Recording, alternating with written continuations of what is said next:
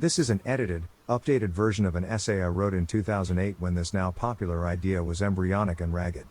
I recently rewrote it to convey the core ideas, minus out-of-date details.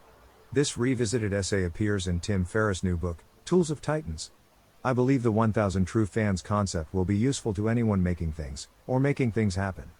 If you still want to read the much longer original 2008 essay, you can get it after the end of this version. KK. To be a successful creator, you don't need millions. You don't need millions of dollars or millions of customers, millions of clients or millions of fans.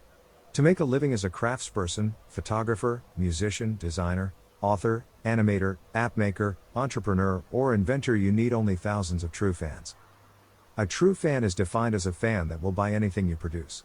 These die-hard fans will drive 200 miles to see you sing. They will buy the hardback and paperback and Audible versions of your book. They will purchase your next figurine sight unseen. They will pay for the best of DVD version of your free YouTube channel. They will come to your chef's table once a month.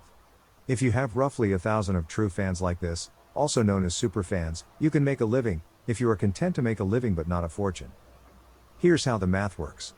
You need to meet two criteria. First, you have to create enough each year that you can earn, on average, $100 profit from each true fan. That is easier to do in some arts and businesses than others, but it is a good creative challenge in every area because it is always easier and better to give your existing customers more than it is to find new fans. Second, you must have a direct relationship with your fans. That is, they must pay you directly.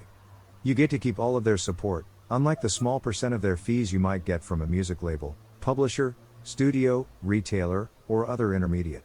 If you keep the full $100 of each true fan, then you need only 1,000 of them to earn $100,000 per year. That's a living for most folks. 1,000 customers is a whole lot more feasible to aim for than 1,000,000 fans. Millions of paying fans is not a realistic goal to shoot for, especially when you are starting out. But 1,000 fans is doable. You might even be able to remember 1,000 names. If you added one new true fan per day, it'd only take a few years to gain 1,000. The number 1,000 is not absolute. Its significance is in its rough order of magnitude, 3 orders less than 1,000,000. The actual number has to be adjusted for each person. If you are able to only earn $50 per year per true fan, then you need 2,000. Likewise, if you can sell $200 per year, you need only 500 true fans, or you may need only $75,000 per year to live on, so you adjust downward. Or if you are a duet, or have a partner, then you need to multiply by 2 to get 2,000 fans. For a team, you need to multiply further.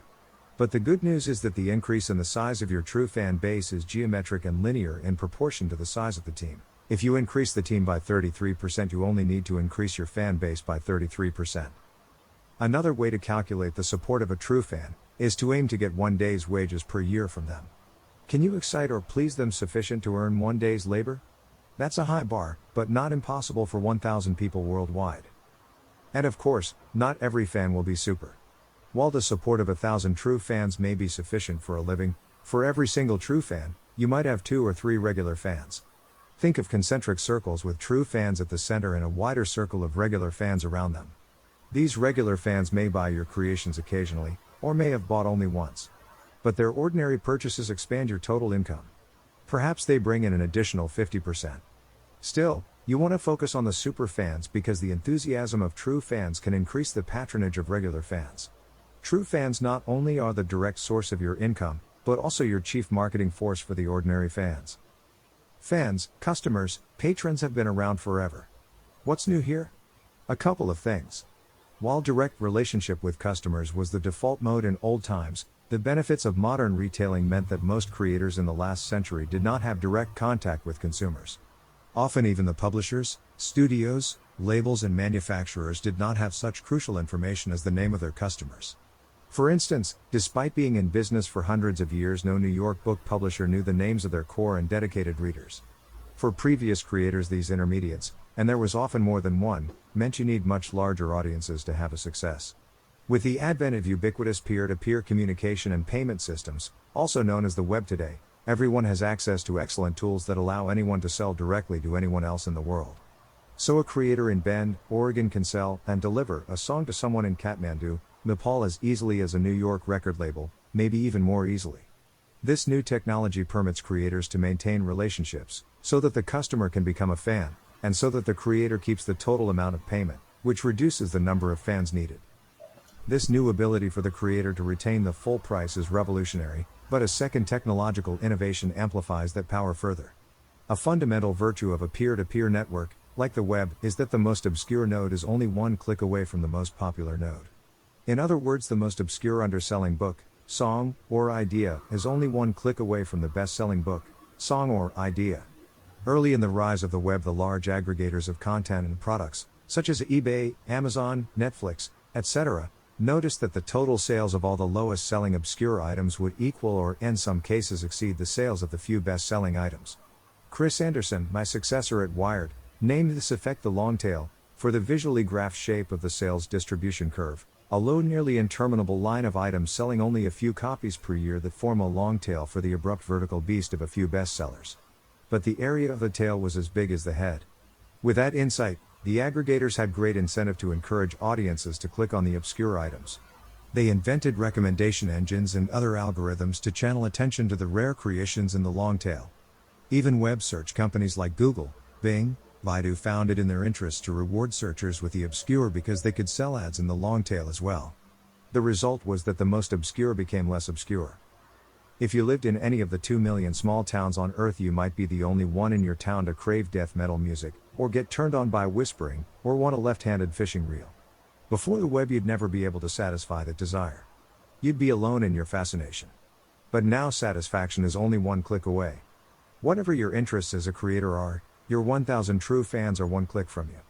As far as I can tell, there is nothing, no product, no idea, no desire, without a fan base on the internet. Everything made, or thought of, can interest at least one person in a million. It's a low bar. Yet if even only 1 out of a million people were interested, that's potentially 7,000 people on the planet. That means that any 1 in a million appeal can find 1,000 true fans. The trick is to practically find those fans, or more accurately, to have them find you. Now here's the thing, the big corporations, the intermediates, the commercial producers, are all under-equipped and ill-suited to connect with these 1,000 true fans. They are institutionally unable to find and deliver niche audiences and consumers. That means the long tail is wide open to you, the creator. You'll have your 1 in a million true fans to yourself. And the tools for connecting keep getting better, including the recent innovations in social media.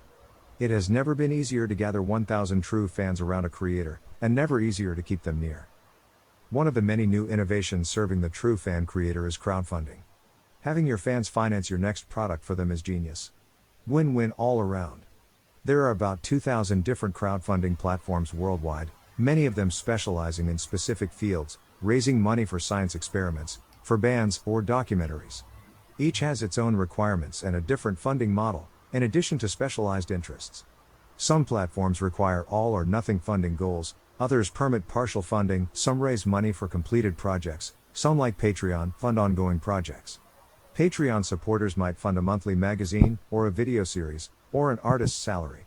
The most famous and largest crowdfunder is Kickstarter, which has raised $2.5 billion for more than 100,000 projects.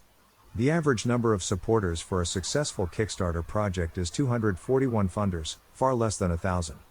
That means if you have 1,000 true fans, you can do a crowdfunding campaign, because by definition a true fan will become a Kickstarter funder. Although success of your campaign is dependent on what you ask of your fans. The truth is that cultivating 1,000 true fans is time-consuming, sometimes nerve-wracking, and not for everyone. Done well, and why not do it well? It can become another full-time job. At best it will be a consuming and challenging part-time task that requires ongoing skills. There are many creators who don't want to deal with fans, and honestly should not. They should just paint, or sew, or make music, and hire someone else to deal with their superfans. If that is you and you add someone to deal with fans, a helper will skew your formula, increasing the number of fans you need, but that might be the best mix. If you go that far, then why not subcontract out dealing with fans to the middle people, the labels and studios and publishers and retailers? If they work for you, fine, but remember, in most cases they would be even worse at this than you would. The mathematics of 1,000 true fans is not a binary choice. You don't have to go this route to the exclusion of another. Many creators, including myself, will use direct relations with superfans in addition to mainstream intermediaries. I have been published by several big-time New York publishers. I have self-published. And I have used Kickstarter to publish to my true fans. I chose each format depending on the content and my aim. But in every case, cultivating my true fans enriches the route I choose. The takeaway: 1000 True Fans is an alternative path to success other than stardom. Instead of trying to reach the narrow and unlikely peaks of platinum bestseller hits, blockbusters, and celebrity status, you can aim for direct connection with 1000 true fans. On your way, no matter how many fans you actually succeed in gaining, you'll be surrounded not by faddish infatuation, but by genuine and true appreciation. It's a much saner destiny to hope for. And you are much more likely to actually arrive there.